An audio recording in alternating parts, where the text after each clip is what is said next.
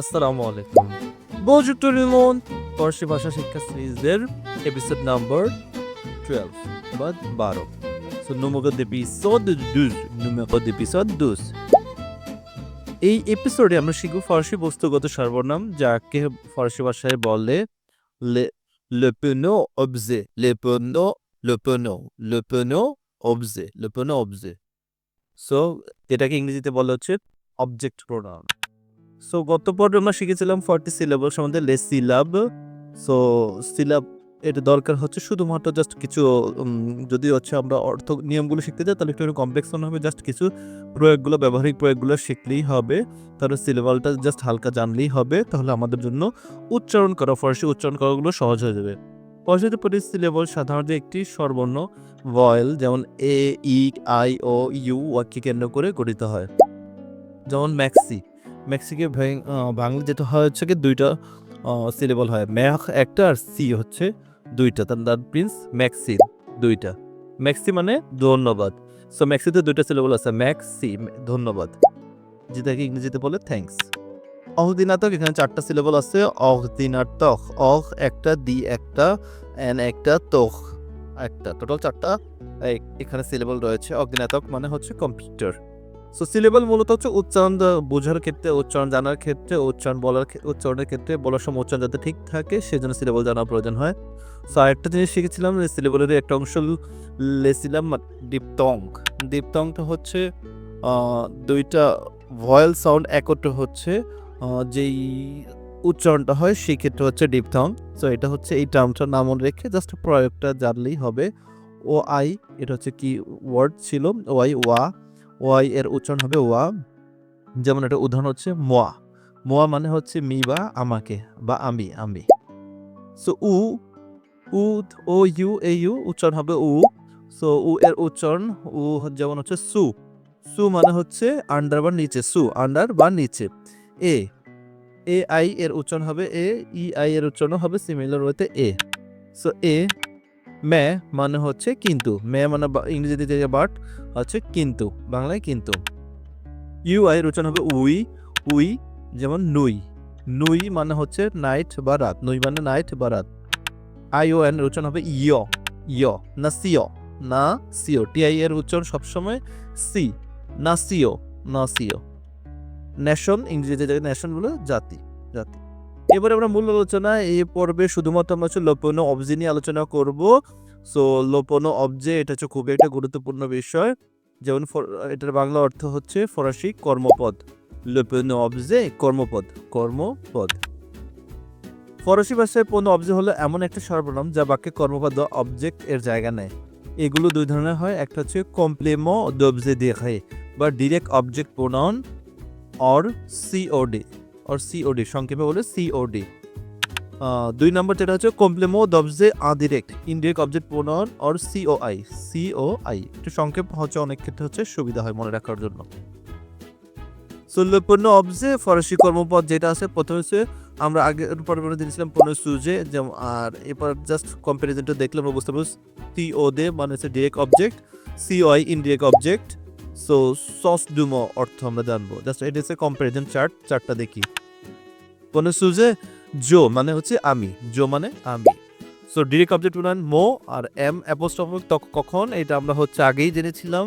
So যেমন জোয়ের ক্ষেত্রে জোয়ের পরের শব্দটা যদি এ দ্বারা বা আই দ্বারা বা ভাল দ্বারা শুরু হয় তখন হচ্ছে এর জোটা অ্যাপোস্ট্রফ হয়ে যায়। এই সিমিলার হয়তো এখানেও সেম তাই, এমও এরপরে যদি হচ্ছে ভাল দ্বারা কোনো শব্দ শুরু হয় তাহলে এমটা হচ্ছে জাস্ট অ্যাপোস্ট্রফ হয়ে যায়। সিওআই এটাও সেম তাই, দ্যাট মিনস সাবজেক্ট প্রোনাউন হচ্ছে জো মানে আমি, আর অবজেক্ট প্রোনাউন হচ্ছে direct object pronoun indirect object pronoun দুইটা ক্ষেত্রে হচ্ছে মো বা এম অ্যাপোস্ট্রফ, মো বা এম অ্যাপোস্ট্রফ। সজদো মানে হচ্ছে আমাকে, অবজেক্ট প্রোনাউন সজদমো মানে আমাকে, আমাকে। তু মানে হচ্ছে তুমি, এটা হচ্ছে ইনফর্মাল তু, তুমি।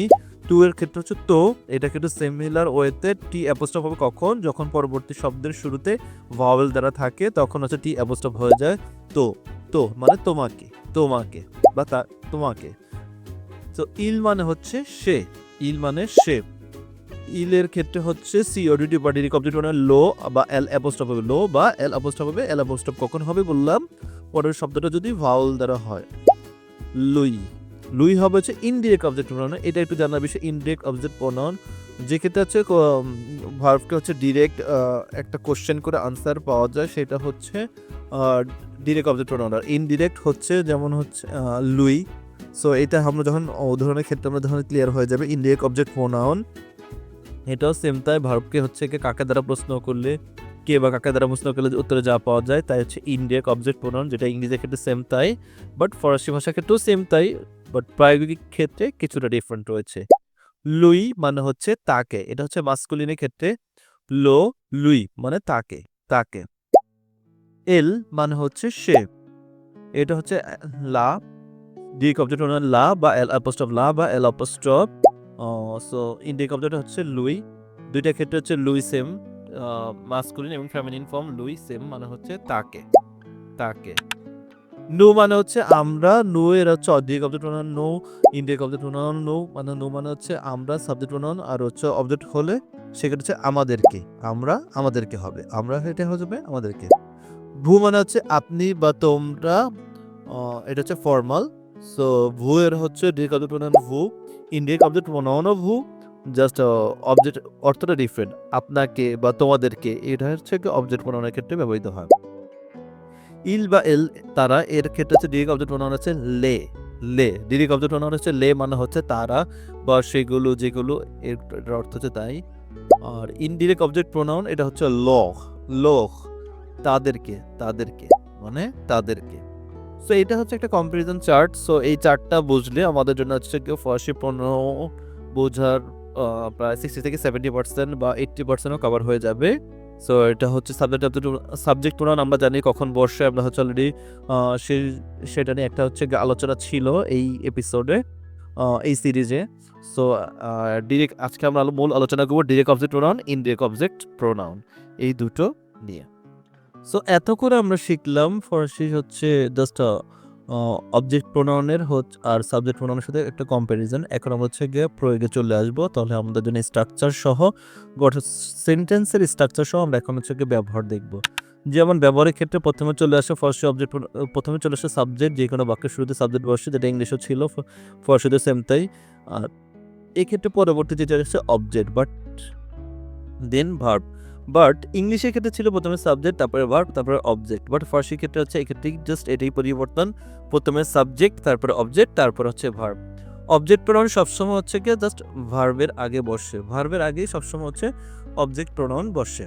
যেমন উদাহরণের আলোকে দেখি, তু এম লো শোকোলা, এই ক্ষেত্রে হচ্ছে লো শোকোলাটা হচ্ছে লো শোকোলা, লো শোকোলাটা কি, তুমি কি চকলেট পছন্দ করো? এটা একটা কোশ্চেন বা প্রশ্নের ধরন। সো আমরা প্রশ্নের ধরনে শিখবো, জানবো পরবর্তী এপিসোডে, কোনো একটা পরবর্তী একটা এপিসোডে জানবো যে কিভাবে প্রশ্ন করতে হয়। বাট এখানে জাস্ট যেহেতু প্রশ্নবোধক আসছে, এটা আমার মূল আলোচনা না, তো জাস্ট প্রোনাউন বোঝার ক্ষেত্রে জাস্ট বলতেছি, তুই এমলো শোকোলা, তুমি কি চকলেট পছন্দ করো? উই জুলিম।